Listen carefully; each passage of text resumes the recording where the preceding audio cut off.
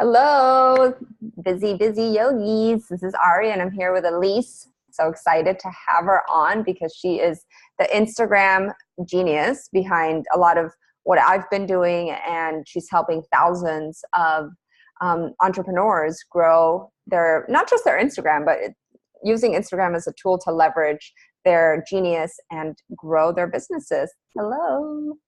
Thanks for having me. I'm super excited to speak to your community and share, what mindful, heart-centered entrepreneurs, if those are the terms that your community really identifies with, what's working for them when it comes to Instagram today. Yeah, for sure. So Elise, tell us a little bit, just like a few moments of like how you got into this and like why are so many people like flocking to you to get their Instagram game on? I'll give you the super fast Cliff Notes version. I started as a 9 to 5 employee a couple years ago as a social media marketer, and I worked in a tech incubator setting. And so the tech entrepreneurs who I worked around started seeing me as the social media girl. And that's how I got my very first client. It was a friend of mine running an e-commerce business. And it was brand new. It was taking off. He messaged me one day and he said, "Hey, do you know of any marketing rock stars you can refer? I need to hire someone." And I said, "Oh, well, actually, I'm looking to take on client work." Yes, very sheepishly put myself forward. And this was 2013, and Instagram was like the wild, wild west. Like nothing, it was the same as it is right now. So he was my first client, and we grew to 100,000 followers in 6 months. We were able to grow very fast then. We did a lot of influencer marketing, so a lot of free products sent out and that sort of thing. So within 9 months, I'd quit my job. I was working with a handful of clients full time and been traveling, working remotely. I really just ran a lifestyle business for a while where I could work from wherever. So Bali, Australia, Hawaii, Costa Rica, all the beachy places. I love them. And then in 2016, I decided I need to grow my business. I'm going to grow my personal Instagram account as proof to clients when I reach out to them, this is what I can do. And so I began to focus on growing my personal brand. And what ended up happening was I think I hit, I want to say 30,000 followers in the first 4 months. Like it was really an intense project for me. And so I was growing, but what ended up happening was my e-commerce clients, potential clients, they didn't really, care that I had this personal account, but the audience of people who were following me had a lot of questions. How are you traveling so much? What is this business? Like, how are you running your own business? How are you growing on Instagram?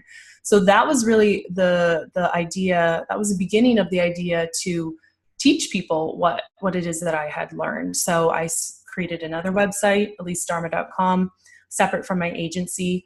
And that is now where I coach people on how to get started with their own freelance business and teach Instagram marketing as well. Awesome. And I know we helped each other with some retreat stuff, and you with my Instagram, and we both kind of, seen our businesses grow. And, for you guys out there, Elise is a great resource for how to be a nomad. So also, and not lose clients, and just grow your lifestyle. And that's, even to where I'm moving more to this. Yeah. Yeah. I'm like, I want to move to Costa Rica. And you were so helpful with the retreat information because I just finished my very first in-person retreat, a total experiment.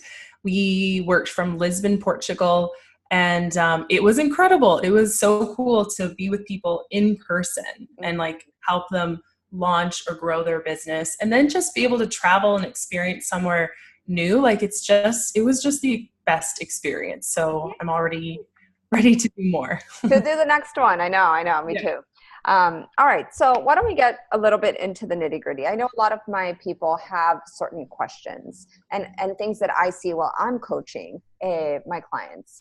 Some are, how to use Instagram to grow your following locally for your events, especially. I think that's a big one. And also, why is Instagram so important for our digital businesses, and brands and what we stand for? So we can we could probably stay here forever, but let's Mm-hmm. reel them in. All right. Well, to get started, I mean, at the time of you and I recording this, it's mid 2018, and man, Instagram, it feels like it has exploded in the last 6 months. I mean, I have been working with Instagram since 2013. So I've been growing it for client accounts for the last 5 years. And never have I seen so much momentum behind the platform as I have in I'd say the last 6 to 8 months. There have just been so many features. And I also attended quite a few business conferences at the beginning of this year. And I heard Mari Smith get up and at Traffic and Conversion, and she said, Instagram is Facebook's new Facebook. Mm-hmm. And we're seeing proof of that. It seems like every week there's like a new feature, there's something new that Instagram is releasing. Like they're putting a lot of attention and focus over onto Instagram. And now I'm seeing online business owners and business owners in general really take notice. Some big names are really coming forward and saying, this is the best platform to focus on. Russell Brunson said it at Funnel Hacking Live this spring. I was shocked. Never before had I heard such a big online internet entrepreneur come out and say Instagram is the best platform. Yeah. So there's just been so much validation, and it's really exciting to see. So that's why there's been so much momentum on my end to put myself out there to talk to other business owners, to tell them it's not too late. Yes, we all wish we had started, 5 years ago, or 2011, I think, when the platform came out. But it's still not too late to get started. And I think the biggest misconception about Instagram is people feel like they need, 100,000 followers to be something on the platform, or even 10,000 followers to get the swipe up feature in their stories. But I really like to help people hone in on quality followers versus quantity. And you can start getting really amazing results with a couple hundred targeted people versus needing 100,000 people who they may or may not see your post in their feed, because the algorithm changes like crazy once you grow. So, I mean, as an example, I have one student, and she's an entrepreneur, and she joined my full course a couple weeks ago, and then DM'd me saying, "Hey, I already got a few leads from Instagram." I'm like, "Cool, keep me posted." And then a week later, she says, "We just booked in our first client from Instagram." So it's not like she had reached even the 1,000 follower milestone. She just switched up her strategies to be more focused. And she's now already nurturing a couple leads. And last I checked, she had 2 clients booked. So that's really where I like to take business owners. Don't get overwhelmed with the pretty perfect factor of Instagram. Don't think that you need to spend hours, in the app every single day. Don't think that you need to wait a year to hit 10,000 followers. You can start today and actually start making revenue in your business from Instagram today. That's awesome. And I know we have the masterclass that has a lot of great information, strategy-driven information on how to grow. And I love how you talked about I think, I need 100,000 followers to be anybody. Because I remember once I had a job interview at a very high-end hotel to create their programming, their health and wellness programming. And the second question from the woman was how many Instagram followers do you have? And I was like, what? But, so that kind of woke me up as being yeah, I have experience, and a lot of my clients, we have years of experience teaching, but maybe we haven't put so much attention into this external following, versus internal following. People come to my classes religiously. How do we translate that so that there's a happy medium, so that you are not, especially in yoga, I feel like most of the people with the large followings are, half naked and totally pretzel. And that's not really reality. It is for some people, but not for a lot. So what do you think can keep you authentic and still create that massive growth? Mm-hmm. Well, I always tell my students, like, it comes down to what is the purpose of your account. Some people do want to be an influencer in the yoga space, in the online space, you know, so they're happy to show images and show poses where they're really like, oh my gosh, I've never seen that before, I have to like it. But with that angle, it's totally fine if that's the brand you want to build for yourself. With that angle, you do get more into like the sexy, showing a lot of skin phase. And if you want to go that route, great. You can definitely do that if you're all about, you know, showing off the physique that you've developed because of your skills. Just make sure that you're also sharing stories, sharing the real side behind that image of perfection in your caption, in your Instagram stories. Because in my experience, you know, those shocking or really pretty or crazy images, yes, they get a lot of likes and comments right off the bat. But honestly, in my experience, it doesn't serve you to have a bunch of followers who just think this girl's hot and aren't actually going to do anything beyond that. They're not actually going to click on your link or swipe up. Yeah.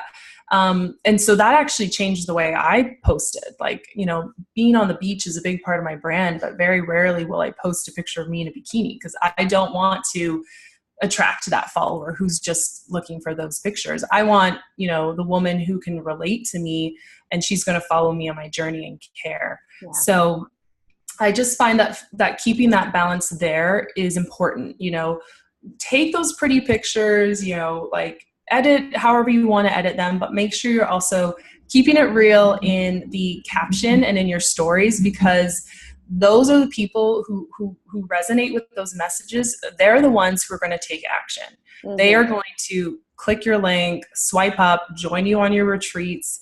And this is something that you can start to do. Like if you are a yoga teacher today and you're teaching classes to people in person, you know, there are ways that you can start to invite your in-person contacts over to your online presence, right? And I'm sure you cover that and teach that so in depth, but you want to also like let them know that they can follow your journey. They can get to know you deeper through your Instagram, and to stay in touch with you there, because it is so powerful, just as far as creating that audience of people who care about what you have to say and what you're going to do. And I honestly believe that when it comes to Instagram, you could do so much and have such an impact with just 1,000 people who are seeing your posts and seeing what you're doing, and 100 people who will take action, who will really care about what you're putting out there. Yeah. So first step is take the pressure off. Don't feel like you need to. Sometimes there's so much pressure to post the perfect post that you don't end up posting. Right. And I've been guilty of this myself. Where I'm like, oh, I have all these images. Which one? You know, what do I say? You know, we need to drop that. Yes, you can treat your feed like the magazine version of your life and your business, but don't forget, keep it real in the captions and keep it real in the stories as well. Yeah, I love that. I love that. And what do you think would be kind of like kind of what I talked about in the beginning, like, you know, a lot of us in the health and wellness space, we thrive off our in-person clients, maybe because we don't have digital offerings yet, or we don't have these, you know, retreats yet. Mm-hmm. We're working on it, guys. Okay. But, let's say I put up a post and I've tested this, right? Like, hey guys, come to my yoga class. I'm teaching Tuesday and Thursday, boo, boo, boo, boo, boo. You know, 20 likes. And it's still a really pretty picture. And I, you know, post a nice thing. And then, but I add that in the comments. And then same time the next day, I just post a beautiful picture, just add like a very authentic caption, 100 likes. Does mm-hmm. Instagram know when you're promoting or when you're inviting people to like an event? Because if it is a promotional tool, how do we do it so that, you know, especially if you're not paying for advertising on Instagram yet? Because like mm-hmm. I'm at 6,000 followers, like I don't have the swipe up yet, but I know mm-hmm. I can pay for the swipe up feature. Mm-hmm. Great question. I don't know if Instagram's algorithm can, you know, assess a post and be like, this is promotional. But I do know that your followers will do that. And mm-hmm. people don't like being sold to and promoted to on Instagram. It really is a fine balance, because they are there to see your sneak peeks, your journey, you know, your teachings. So I do tell business owners, you know, keep it 80-20. 80% is value, which is what you do. You're not promoting every post, but 80% of your posts. So think of that as 4 out of every 5 posts are 3 things. You want to inspire people, you want to entertain people, and you want to educate people. Those are kind of the 3 ways to give value on Instagram: inspire, entertain, teach.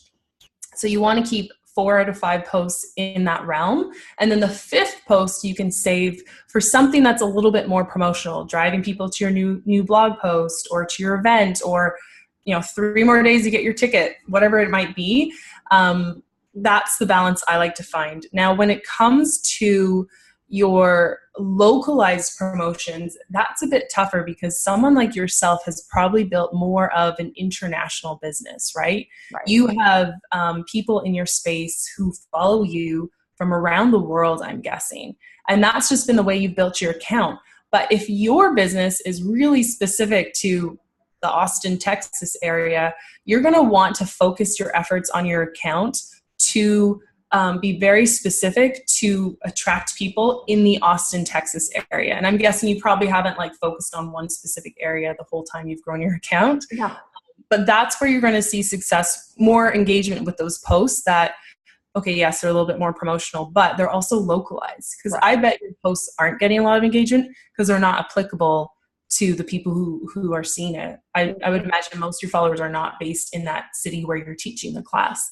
So I have one student who did this. She grew Instagram accounts for Chicago-based realtors. So realtor, of course, you only need clients in Chicago. You don't need New York.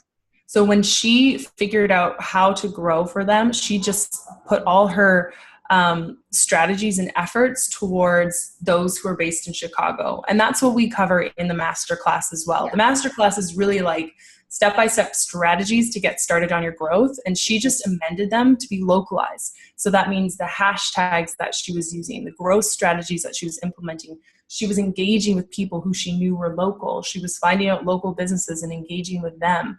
You know, there are ways that you can grow a localized audience if that's what makes the most sense for your business. Yeah, no, I love that. And I think that applies like immediately to a lot of people because of their style of business. And they're probably doing exactly what I was doing before, which is just like, it's a free for all, like, right? It's like a party, but I wasn't getting the quality that was translating into people showing up to my classes or people inquiring about the retreat. So I think that was awesome. Awesome tip. And as far as like, what do you think would be, what do you think is like kind of like the next thing that, you know, if people are posting already, I know we talked about stories a little bit. Let's say you're already doing that and you're not getting the results that you want. What do you think you should maybe like step back and like reassess? Let's say you're going to put a little bit of time and energy into your growth. What do you think would be like the most important thing to do? The most important thing to do is probably what most people ignore because it sounds too simplistic, or I've already done this. I already have a business. But you really have to return back to the basics and the foundations. If you are putting things out there on Instagram and you're not getting the results that you're doing, it might be time to reassess, you know, the brand of your account, who you're looking to target and have as a follower and how you're getting them. Those are really the basics, right? Like the setup of your account to make sure it's actually attracting your target person. A lot of people, it's tough for them to know if their account hits the mark because they're so close to it. You know, they don't know what their account looks like from an outsider's perspective, so they lose that perspective. It's really good to just get some feedback from someone who's not yourself on how your account resonates with their target person. Because that's what I more often than not see what people are missing, because they're afraid to be specific and talk to that target follower. There's this fear that, well, if I say that I'm for, you know, this person, then I'm going to lose out on all these other followers who aren't that person. Perfect. That's what you want. The whole point of this is you're getting that target person. You want your target follower to land on your profile, however that might be, through your engagement tactics, your growth tactics, whatever. You want them to land on your profile and be like, oh my gosh, like this is the person that I've been looking for. Following, it's a no-brainer, you know? Right. So the basics of the profile have to be in place. The language has to be correct to speak to that target follower. And then you can get a little bit more ninja with stuff when it comes to your Instagram highlights. Think of your Instagram highlights as the Instagram version of your website. So you want bubbles right at the top of your feed to be the most salient topics that a brand new follower needs to know about you, right? Yeah. It could be tips, tricks, who you are, frequently asked questions. Kind of treat it like your website header. And then, of course, you can go more in depth with an even newer feature like IGTV, which is like vertical YouTube for Instagram, basically. Yeah. Yes, this is true. So, yeah, but don't like ignore the importance of the foundations when it comes to your business and your messaging. Yeah, no, I love that. And, you know, that's when I am coaching, like that's like the first thing we talk about. So I'm so glad that, that you mentioned that, because I think we tend to forget about our foundations and just go for like, you know, the numbers, and it's like, well, like bring it back. Mm-hmm. Is there anything else that you feel like you're like, boom, boom, like ninja strategy or just super important tip that you want to share before people can go watch your masterclass? Because again, I learned so much from it, and watch the masterclass, guys. It's really yes. Yeah. The masterclass is three ways to gain 1,000 Instagram followers in 30 days. So as you can tell from the title, it's very tactical. We're talking about strategies that you can use today to start growing. You know, on the flip side of those strategies and those tactics, as a business owner, I would just, you know, remind you to not be afraid to keep it real. It can be super scary, and keeping it real might mean for you just like holding up the camera and bringing it to your, you know, recording your face and being on camera in front of your followers. Yeah. A lot of people avoid that in their Instagram stories. And that can be such an amazing way for your current followers to connect with you and get to know you. Yeah. Sometimes business owners don't need more followers. They just need to connect with and engage the people they currently have. And then help them take the next step, you know, help them join their mailing list, or, you know, maybe you start up a private conversation with one of your followers who messages you because of what you just shared. And you start, you know, interacting with them through the direct messages, and then encourage them to take the next step in your business or your funnel or whatever it is that you have set up. So that can be really, really impactful, but it does start with being like real, a little bit vulnerable. It's so interesting. You know, I preach this, but when I practice what I preach and I share a post that is super personal, and I'm really starting to do it now, like in the last few months more than ever, sharing things about my life and my fears and my insecurities that I wouldn't normally share, especially on a platform like Instagram where people want to look perfect all the time. I'm getting sick of it personally, so I am counteracting that by putting myself out there as an example of saying, I'm not perfect. Here's my own issues, my own insecurities. I'm not saying you have to do this, but it's just interesting for me when I do it for myself. The reaction from people is insane. Like, it's not just about engagement. It's not just about comments. It's like what people will send to me privately on how that helped them or impacted them. And that, like, one post, it brought tears to my eyes, not from what I shared, but just the reaction that people had to it. They were relieved to hear it. You know, they were relieved to see it. And those were the people who, I swear, like, were drawn to me enough because I'd put that part of myself out there to come with me on an in-person retreat. Yeah. You know, they were willing to take that step to spend a week with me, which blew my mind that it's possible. But I'm sure even for your community and the people in your program, once they do start sharing more and seeing that people do want to come with them on the journey, it can be so powerful. Yeah. Oh, I love that. That's a great way to end this. So once again, thank you so much for taking the time. I know you're a busy girl, and you know, guys, like, Elise is here as a resource, but really that masterclass is great, and her online course is even better. So check out to see like what the results you're getting just from the freebie. And then you can see how much success you have with her paid course. So I hope you guys enjoy this, and thank you again, love. I can't wait to see you soon. And yeah, I know, right? So thanks for having me. Of course, anytime. All right. Bye. Bye.